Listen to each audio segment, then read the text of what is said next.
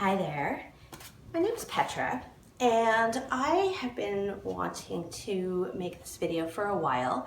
I wanted to do a live blog experience of my journey to fix my tongue tie. So most people, if they know anything about a tongue tie at all, think of it as something that babies have that stops them from nursing properly, and that is certainly where tongue ties are being found these days in kids. But for a period of time in the 20th century, doctors were not really addressing tongue ties, and in fact it's still kind of controversial in some birthing situations whether tongue ties are actually a problem. And that means that when I was born in 1974, tongue ties weren't being treated, and I have now grown up with all of the results of having an untreated tongue tie for my entire life. So I actually had no idea I had a tongue tie until about a year ago. I'm 42 now, and I had been spending about, 15 years trying to fix some health issues that I thought were probably not really related to each other. So I started having health problems probably around the year 2000, and I noticed my sleep was really poor. I was really grinding my teeth a lot, and every time I played sports, I would have some sort of sports injury like shin splints, plantar fasciitis, all kinds of stuff like that. So I started out trying to get treatment for those things separately, for my jaw stuff, and then eventually for my insomnia, and then finally also for my sports issues. So that was a long journey for me. I'm pretty tenacious and I really wanted to fix things, and no matter what I did, I didn't find that anything was fixing me. So I went to chiropractors and physiotherapists and massage therapists and acupuncturists, and I tried all kinds of things. And what happened was actually that the person that I found who helped me the most was my rehab Pilates teacher. She was teaching me better movement, and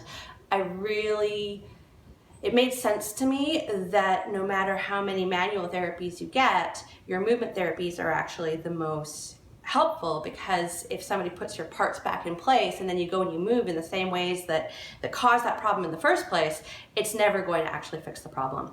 So I got really into movement therapy and actually ended up getting certified by Katie Bowman, who runs Nutritious Movement, and I am now a movement teacher because I think it's just such a missing piece of the health puzzle. Now, what I noticed was that when I started doing more movement, a lot of my problems got a lot better. So I would also get a lot of neck pain, and my neck pain largely disappeared. I had some pelvic floor issues, so if I sneezed, I would pee a little bit, or if I did heavy, weightlifting, I would pee a little bit. That's pretty much cleared up as well with the movement work. But what wasn't clearing up was my neck is better, my head and face stuff. So headaches I still got, lots of grinding of my jaw, lots of tension up here, and definitely my insomnia didn't clear up at all. So I had been to see several dentists for my TMJ. I had a night guard. I went to see one TMJ specialist who gave me a special type of night guard that didn't actually help me very much. I just kept not getting any help anywhere. And that was when I ended up finding Dr. Janice Goodman, who is here in Toronto, and she is what is, I would call an airway focused dentist. So her practice focuses not just on your mouth, but also on your whole upper body and how it's working. So because of that, she was very well qualified to look at me and be like, well, you have a tongue tie. Your tongue tie is actually your problem. And I never even thought a tongue tie was a thing that could affect me. So it turns out that what a tongue tie is see that little bit that kind of connects between your tongue and your lower jaw? I'm just going to come closer to the camera so you can see it. That little bit that connects your tongue, it can be a little bit too attached in some people. And when it's too attached, it leads to all kinds of health issues because your tongue doesn't work properly. So you get compensating mechanisms, and those compensations then create compensations, and your whole body ends up being out of alignment. And until that tongue tie is actually removed, you're never going to be able to get your body back into alignment. So I actually had a procedure to release my tongue tie last year, and it was somewhat helpful. It created a little bit more motion through my spine at the top of my body, but it didn't actually fix the problems I was dealing with, the insomnia, the headaches. They kind of kept going. And with consulting with Dr. Goodman, we decided that my tie was what's considered, or sometimes called, a posterior tie, very far back in my mouth. And functionally, what was that was meaning was that my tongue can't actually lift up and touch the back of my palate when I do things like swallow. So I'm just gonna give you a little bit of background on what that means. So the way you swallow is very fundamental to many of your body systems. So where your tongue is, when it's up in the back of your mouth, it is lifting up your facial bones. It's creating lots of room for air to come in when you breathe, and it's creating kind of a sense of support and stability for the whole body. If your tongue doesn't do that right, those compensating mechanisms can look very different, but usually what will happen is your tongue will live in the bottom of your mouth near your lower teeth, or up in the top of your mouth but pushing forward against your top teeth. And that was more me. And what, again, that's meant for me is that my palate is very high and narrow. My face doesn't have a lot of cheekbone development. It's kind of asymmetrical. And then the biggest issue for me was probably the fact that I became a mouth breather. When you breathe through your mouth, you really underserve your body, so you don't get enough oxygen in the right way. It's not warmed, it's not cleaned. There is a really fascinating breathing mechanism that I'll talk about in a later live blog. So because of you're not breathing right, and in my case also my airway became very small, so at night my body was like, oh my god, I can't get enough air, which means you end up sleeping lightly for your entire life. So I don't know if I've ever had a truly deep sleep. I hope I have, but certainly, you know, now for as long as I can remember, I have woken up many times during the night. I rarely feel rested. I have these dark circles under my eyes. So lots of bad sleep things because of that not being oxygenated properly. Maybe you can hear my throat is quite tight. When I talk, I cough and choke a lot if I eat spicy food because it irritates the back of my throat. There's just all these things that happen because my tongue mechanics aren't working properly. So anyway, this is getting really long, but all of that was just background to say that I have decided to go to Los Angeles to get a procedure to release my tongue tie more completely with a doctor called Dr. Sarush Zagi. He is an ear, nose, and throat specialist. And what's cool about him is he works with what's called an oromyofunctional therapist. An oromyofunctional therapist is like a movement coach for your face and your mouth.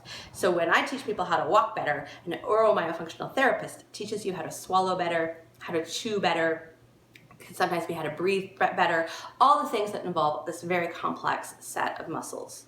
So he works with an OMT with him in the office while he does the procedure, and they actually assess the function of the tongue by doing different exercises as he's actually doing the operation. So he is the gold standard, I believe, in what is happening right now in tongue tie release care, and I'm really, really excited to be seeing him in a little less than 2 weeks now. I am working hard to prepare myself for the surgery. So if you decide to get a tongue tie release, if you think you have a tongue tie, one of the most important things to remember is that if they just do the surgery, you're not likely to get the results you will get if you do the exercises as well, because you have all these compensating mechanisms. So your body has learned to work with your kind of not all there tongue. It's just going to continue working that way even with the release. And for many people, their release will actually reattach unless they do the exercises to help change their behavior and habits. So because you're looking at habit change, that means high frequency, high volume of exercises. It is not the most fun thing ever for most people, but I'm really committed to trying to get better. And so I'm doing my exercises as often as I possibly can. And I'm going to share a few of those in a later video as well. And I just wanted to say I'm just incredibly excited about having this opportunity to go and discover what's going to happen with my tongue tie. I'm going to be live blogging about it, so if it doesn't work out, you're going to learn about that as well. And I am really hoping this can help a lot of people, because it's thought now that about 3 to 5% of the population has a tongue tie. If you are an adult that was born, I guess, anytime between 60 and 20 years ago, that's a really, really rough figures, but you could have an undiagnosed tongue tie. And if you have a lot of ongoing chronic pain in your upper body, insomnia, sleep apnea, airway issues, shoulder issues, could be pelvic floor issues as well. It's a huge range of things that tongue ties can cause. You should find someone you may want to find someone that you can talk to and get assessed and see if you've got a tongue tie that you could treat. Because again, if you don't treat the tie, you can't make the movement changes that will make you better. If you don't do the movement changes, you can't treat the tie. So that's what I have to say today. I just wanted to introduce myself, explain my background a little bit, tell you about what I am about to do. And if you're interested, definitely follow along in my newsletter or my blog at petrafishermovement.com. I'm going to be posting about this regularly, and I hope my story and my experience can help some other people in their health and their lives. All right, thanks so much for listening. Have a great day.